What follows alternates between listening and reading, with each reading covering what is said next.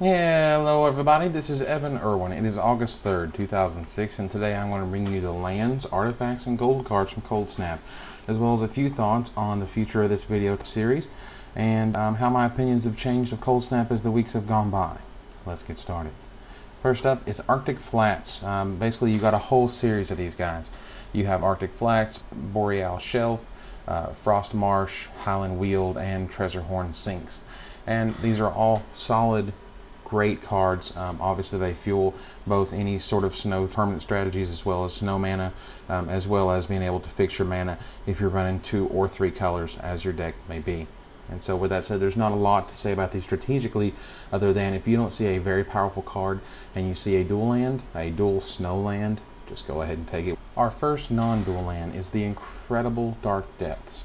I say incredible because it's incredibly cool, but it's not incredibly strategic, nor is incredibly great for draft or sealed play.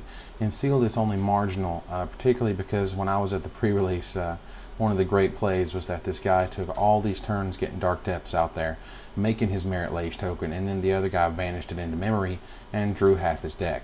So anything that bounces a card, or bounces a permanent, or bounces a creature, is basically trumping this entire strategy. Mouth of Rownum, an absolute bomb, an incredible card that will be amazing and constructed for the next few years and is extremely good in Coldsnap. It is colorless removal, folks, that deals 4 damage. That is virtually unheard of in this format, and it can take down an Aurochs Herd, which most people can't without some sort of double blocking, pinging, sacrifice sort of strategy. So take Mouth of Rownum extremely high, can be first or second picked with impunity, and enjoy your awesome colorless removal. Scrying Sheets, absolutely amazing. Incredible card, not quite that great in draft, is incredible and constructed.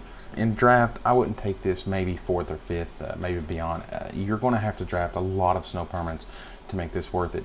So if you don't have a lot of snow permanents and you're looking for a snow-based land, Scrying Sheets is definitely up there with you.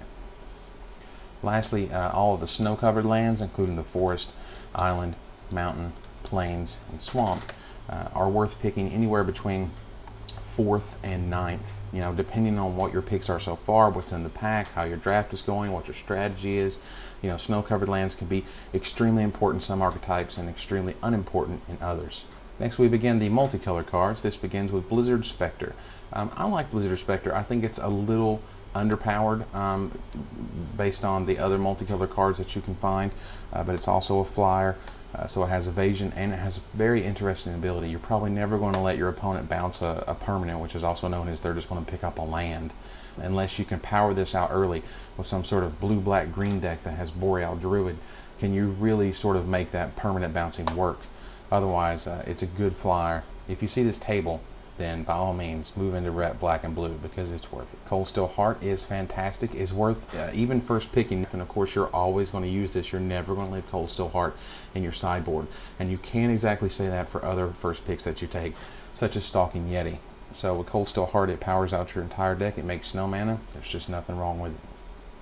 Deep Fire Elemental, great, but it's going to take a whole lot of mana to destroy something that has an effect on the board. Now, most of Coldsnap is in the 4 to 5 plus mana range to where things get scary, so you're looking at 9 to 11 mana before this begins to make a huge impact on the board. It is a 4/4, which is bigger than most of the format, other than the Aurochs Herd, which can just trample right over it with a few of its friends. And while this needs a whole lot of time and a whole lot of mana, it can get really unfair if you have some time. Diamond Ferri is just not worth playing. I love the green, white, blue archetype. It is my favorite, but I think Diamond Ferri is just not worth running. It's too slow, it's very hard to cast, and 3 different colors, 5 mana for just a 3/3 flyer. I'd rather have a 5 mana 3/3 blue flyer. Garzazol, isn't he cute? Wonderful in that he is black, red, blue, which is a great archetype in Coldsnap. I'm giving you that. But also he's extremely hard to cast and he's extremely expensive. This is more of a Timmy Johnny thing than an actual card that's going to make a huge impact on your draft.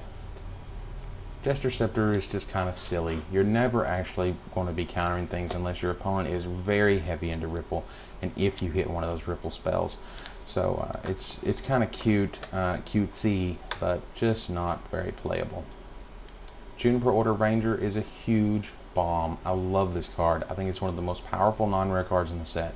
While I'm a big fan of white-green, a lot of people aren't. And so if you are a fan like I am, then you'll value the Order Ranger extremely highly. It makes every creature in your hand better. It's not a May effect. They have to get bigger. And if you have a token producer, then it gets even more insane. Mishra's Bobble is just average. It's not something you're going to be picking in the first 5 picks. You may pick it up on your 8th pick and beyond just because it's an interesting little cantrip. But of course it doesn't affect the board, and it doesn't actually make your deck smaller, quote unquote, because you have to wait a turn to actually draw that extra card. Phyrexian Ironfoot is great. This card actually got a whole lot better than the original spoiler, which said that you could only untap it during your upkeep. With its ability to untap at any time, that means you can swing and untap it to block. And so with that said, this card is going to make a big impact to Constructed, I think, and is definitely fantastically playable in Limited. Phyrexian Snowcrusher is huge and is fantastic, but is worthless against a deck full of black creatures that can regenerate. So you have to be aware that this is sort of a card that looks more impressive than it is, but based on the environment, there's a lot of things that can nullify it, such as Frozen Solid, because it has to attack every turn, and also its pump ability is not quite that impressive. It's just, it relies on too much snow mana. Really, it's a 6/5 for 6, and that's never a bad thing, but can be nullified fairly easily. Phyrexian Soulgorger is not worth playing. There's going to be too many chump blocks. There's nothing that's going to be able to give it trample, and without some sort of incredible removal spells and incredibly small creatures to chuck to it, you're going to have a hard time making this thing worth its while. Sekunar Deathkeeper. You know, part of the fun in doing this series is just trying to pronounce all the names. Here's a card that's just sort of silly, and there's no way I would get anywhere near the first 4 or 5 picks of this. I think most people are going to be rare drafting this more than actually playing it in their deck as a win condition. Taminoa is just not that great. It's a very interesting card for Constructed, but in Limited, I think its use is just narrow.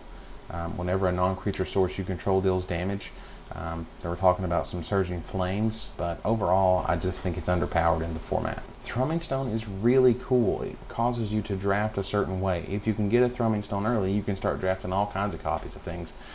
For example, Frank Karsten drafted, 9 Disciples of Tevesh Zat, and I don't like that guy anyway, but for the record, I thought that was incredible. And unfortunately, as he threw down a Tevesh Zat and used the Thumming Stone to ripple a whole bunch of them out into play, his opponent played Martyr of Ashes, and that was that. Vanish into Memory. This is a great card. I don't know if I would draft it in the first few picks or first pick it. However, I would definitely pick it in the first 4 or 5 picks of the draft. I think it's a great trick to get rid of any sort of creature tokens that may pop up.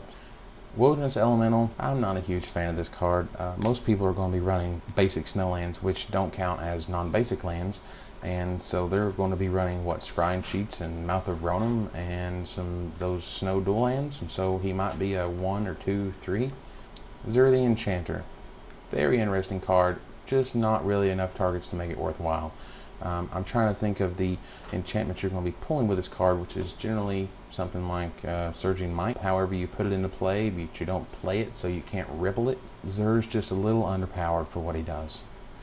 Lastly, my thoughts on Coldsnap. It's been a very interesting experience reviewing the set over the past few weeks, trying to get these videos done.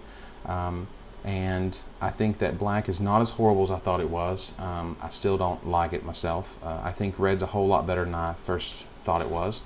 And while I can definitely admit mistakes and defeat, I also recognize that it's a definite process of thought as you go from one impression to another, and you read all these different people's opinions, and you see all of these different people playing these decks. You sort of gain new respect for Keldoran Warcry, which I called trash, and you gain a little bit more respect for Disciple of Tevesh Zat, which I'm not a huge fan of, but is powerful in his own way. This video series will be moving to an account hosted by Star City Games, and I appreciate their support, and you'll be hearing more from me soon. Thank you very much.